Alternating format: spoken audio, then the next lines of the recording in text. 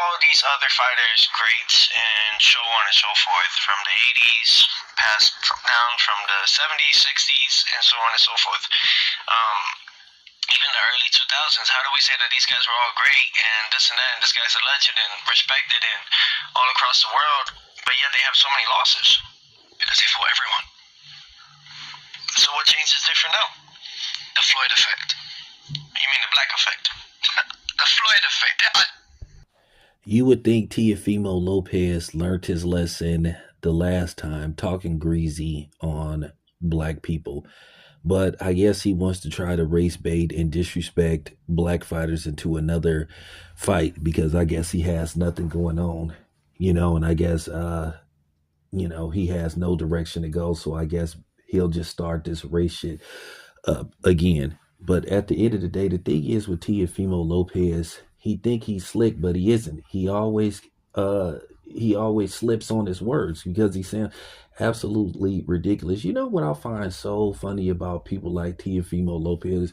He doesn't have a country behind him. He tries to disrespect black people, but then again, he tries to emulate black people.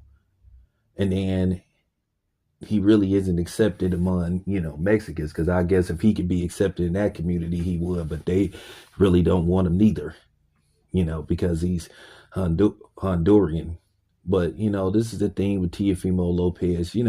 At the end of the day, he still has what you would call black penis envy, because at the end of the day, his ex-wife allegedly left him and she started screwing around with a brother, and she was taking the money that she got from him and spending it on her, black king. So I understand he has, a little bit of malice and envy and vitriol towards us. It's understandable, but sometimes you need to keep stuff to yourself.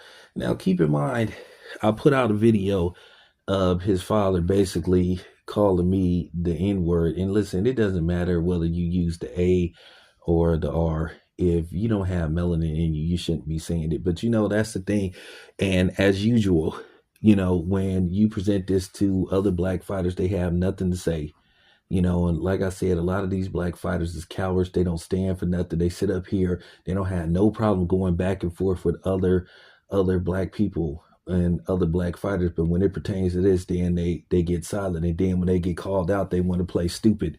And then they want to get mad. And then they want to talk shit about you. You basically proving our point. You basically proving our point, what we think about y'all. Y'all got all the smoke in the world for us, but when it pertains to these dudes, then all of a sudden you want to get silent. Look at these dudes.